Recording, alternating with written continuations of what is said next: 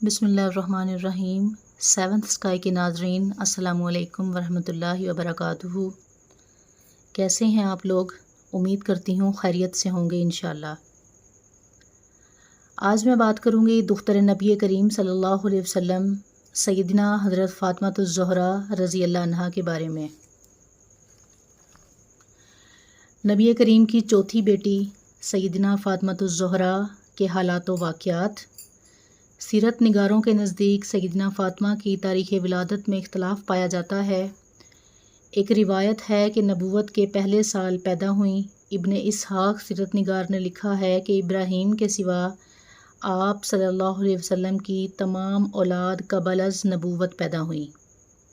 ابن جوزی نے لکھا ہے بعثت سے 5 برس پہلے خانہ کعبہ کی تعمیر ہو رہی تھی کہ سیدنا فاطمہ رضی اللہ عنہا پیدا ہوئیں۔ بعض روایات میں ہے کہ نبوت سے 1 سال پہلے پیدا ہوئیں۔ اس میں گرامی فاطمہ اور لقب زہرا ہے۔ ان کی تربیت بھی نبی کریم صلی اللہ علیہ وسلم اور سیدنا ختیجہ کے زیر نگرانی ہوئی۔ صحیح مسلم کی ایک روایت میں ہے کہ سیدنا فاطمہ کی چال ڈھال بالکل رسول اکرم صلی اللہ علیہ وسلم کے مشابہ تھی۔ صرف یہی نہیں بلکہ ان کے اٹھنے بیٹھنے کے طور طریقے بھی آپ صلی اللہ علیہ وسلم سے ملتے تھے۔ سیدنا فاطمہ کے مشابہ کسی کو نہیں دیکھا گیا۔ آپ رضی اللہ عنہا کی بات چیت کا انداز اور لب و لہجہ بھی آپ صلی اللہ علیہ وسلم سے ملتا جلتا تھا۔ صحیح بخاری کی ایک روایت کے مطابق سیدنا عبداللہ بن مسعود فرماتے ہیں، ایک بار نبی کریم صلی اللہ علیہ وسلم کعبے میں نماز پڑھ رہے تھے کہ قریش کے چند شریر لوگوں نے شرارت کی۔ جب آپ صلی اللہ علیہ وسلم سجدے میں گئے تو اونٹ کی اوجڑی آپ صلی اللہ علیہ وسلم کی کمر مبارک پر رکھ دی۔ آپ صلی اللہ علیہ وسلم مسجد سجدے کی حالت میں ہی رہے۔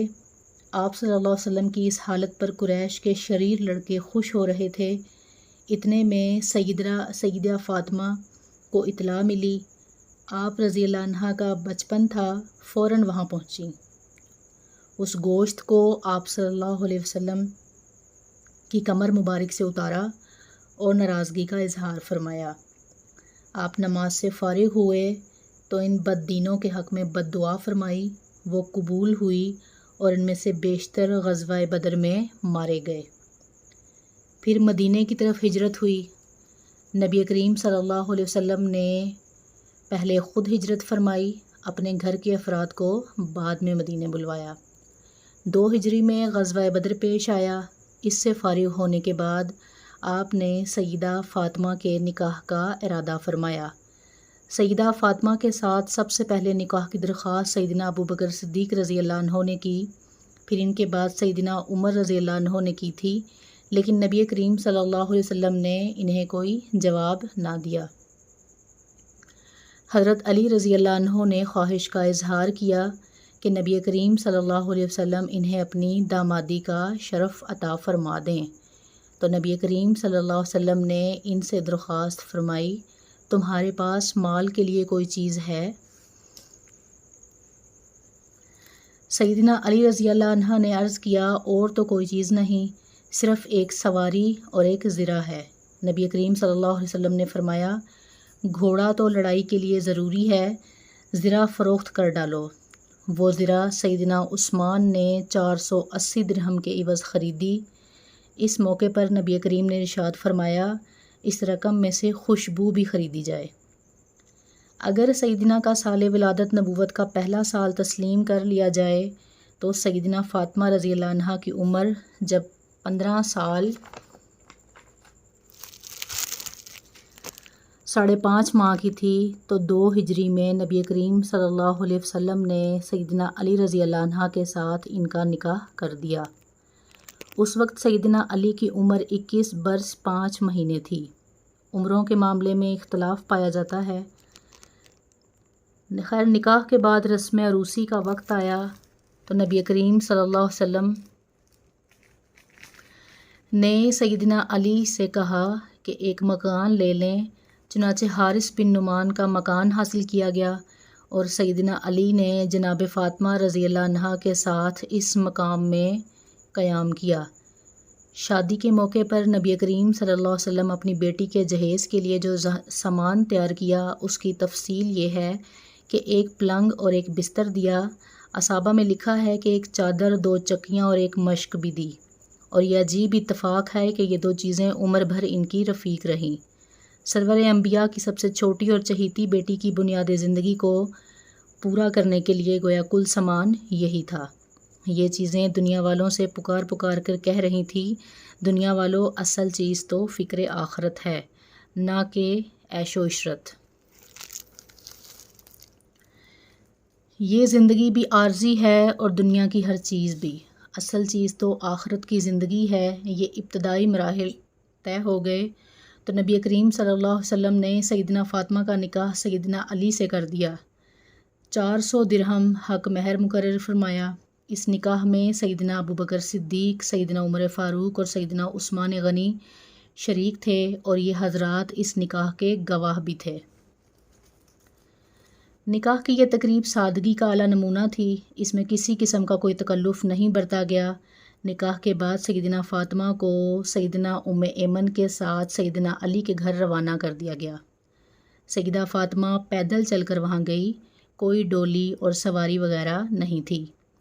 نبی کریم صلی اللہ علیہ وسلم نے خانگی معاملات اس طرح تقسیم فرمائے کہ سیدنا فاطمہ اندرون خانہ سارے کام انجام دیں گی اور علی المرتضیٰ بیرون خانہ تمام کام انجام دیں گے۔ اس سلسلے میں مشہور واقعہ ہے کہ ایک مرتبہ فتوحات کے بعد کچھ غلام نبی کریم صلی اللہ علیہ وسلم کے پاس آئے تو سیدنا علی نے سیدنا فاطمہ کو مشورہ دیا کہ وہ نبی کریم صلی اللہ علیہ وسلم کی خدمت میں حاضر ہو کر ایک غلام مانگ لیں تاکہ وہ گھر کے کام کاج کر دیا کرے۔ چنانچہ سیدنا فاطمہ نے نبی کریم صلی اللہ علیہ وسلم سے بات کی۔ ان کا مطالبہ سن کر نبی کریم صلی اللہ علیہ وسلم نے ارشاد فرمایا، بیٹی تمہیں اپنے کام کاج اپنے ہاتھوں سے کرنے چاہیے۔ میں تمہیں ایک وظیفہ بتائے دیتا ہوں، جس وقت تم آرام کرنے کے لیے لیٹو تو اس کو پڑھ لینا، 33 بار سبحان اللہ، 33 بار الحمدللہ اور 34 بار اللہ اکبر۔ یہ 100 کلمات ہیں اور تمہارے لیے خادم سے بہتر ہیں۔ اس پر سیدنا فاطمہ نے فرمایا، میں اللہ اور اللہ کے رسول سے راضی ہوں۔ یہ گویا پوری امت کی عورتوں کے لیے سبق تھا، ایک نمونہ تھا۔ یہ واقعہ ابتدائے اسلام کا ہے۔ بعد میں حالات بہتر ہوئے تو نبی کریم صلی اللہ علیہ وسلم نے انہیں ایک غلام عطا کر دیا۔ غزوہ احد میں جہاں دوسری خواتین نے مشکل حالات میں کام کیا، سیدنا فاطمہ نے بھی پیچھے نہ ہٹیں، اور نبی کریم صلی اللہ علیہ وسلم کے دندان مبارک جب شہید ہو گئے تھے تو سیدنا علی پانی لائے، سیدنا فاطمہ نے آپ کے زخموں کو صاف کیا، روئی جلا کر اس کی راکھ زخم پر ڈالی جس سے خون رک گیا۔ سیدنا عائشہ فرماتی ہیں، سیدنا فاطمہ رضی اللہ عنہا نبی کریم صلی اللہ علیہ وسلم سے ملاقات کے لیے تشریف لاتی تو آپ صلی اللہ علیہ وسلم اٹھ کر کھڑے ہو جاتے یا پیار کرنے کے لیے ہاتھ پکڑ لیتے تھے، بوسہ دیتے اور انہیں بیٹھنے کے مقام پر بٹھاتے۔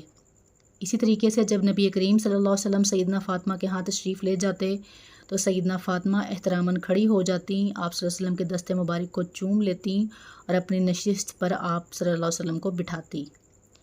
ایک بار سیدنا فاطمہ نے نبی کریم کو کھانے کی دعوت دی، آپ تشریف لائے، گھر میں ایک منقش پردہ لٹکا نظر آیا، اس پر تصاویر بنی ہوئی تھی۔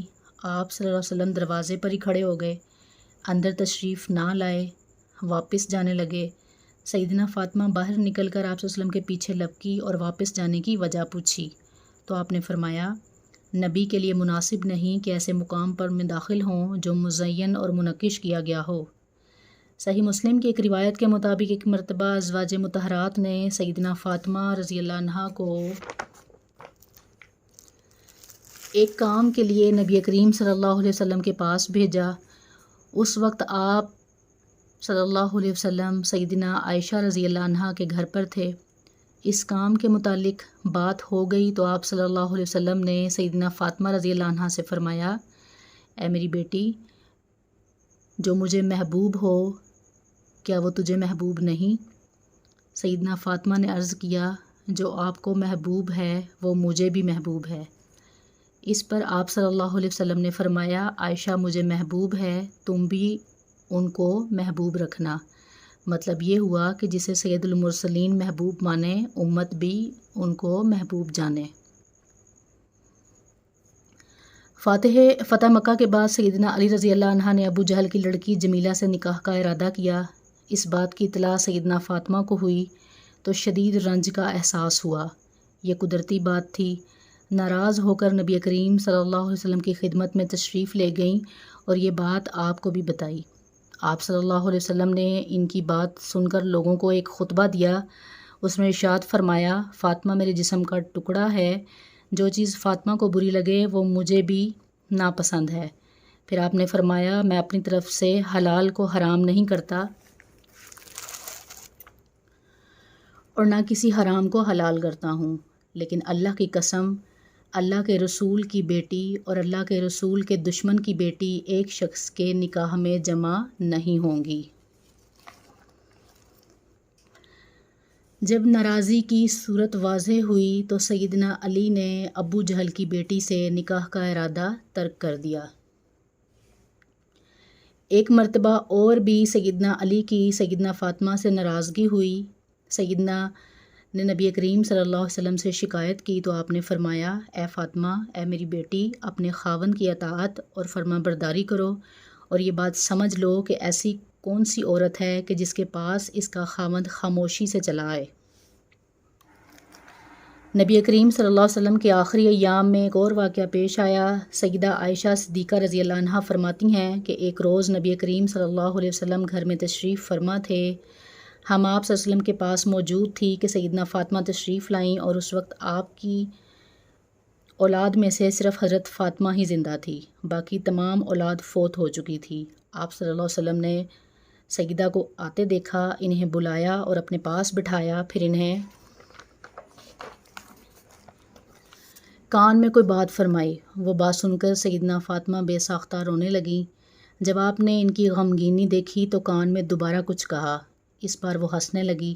جب نبی کریم صلی اللہ علیہ وسلم اس مجلس سے تشریف لے گئے تو میں نے سیدنا فاطمہ سے پہلے رونے پھر ہنسنے کا سبب پوچھا۔ اس پر انہوں نے فرمایا نبی کریم صلی اللہ علیہ وسلم کا راز ظاہر کرنا مجھے پسند نہیں۔ پھر جب نبی کریم صلی اللہ علیہ وسلم کا انتقال ہو گیا تو میں نے فاطمہ سے کہا اب تو مجھے وہ بات بتا دیں۔ اس وقت انہوں نے بتایا کہ پہلی مرتبہ نبی کریم صلی اللہ علیہ وسلم نے میرے کان میں کہا تھا کہ اے فاطمہ، جبریل امین ہر سال ایک مرتبہ آ کر مجھے قرآن مجید مجھے سناتے اور مجھ سے سنتے رہے ہیں۔ اس سال انہوں نے مجھے 2 بار قرآن سنایا اور مجھ سے 2 بار قرآن سنا ہے۔ اس سے میں یہ خیال کرتا ہوں کہ میری وفات قریب آ گئی ہے۔ اللہ سے خوف کھانا اور صبر کرنا۔ میں آپ کی یہ بات سن کر رونے لگی۔ آپ صلی اللہ علیہ وسلم نے میری گھبراہٹ اور پریشانی دیکھی تو پھر میرے کان میں فرمایا کہ تم اہل امت کی عورتوں کی سردار ہوگی۔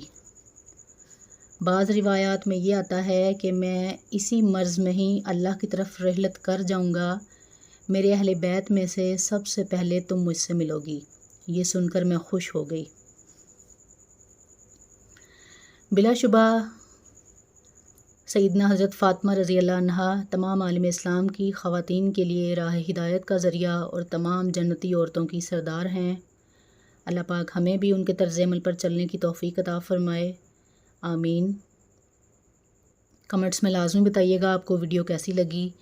چینل کو لائک سبسکرائب لازمی کیجیے گا، دعاؤں میں یاد رکھیے گا، اپنا بہت سارا خیال رکھیے گا۔ اللہ حافظ۔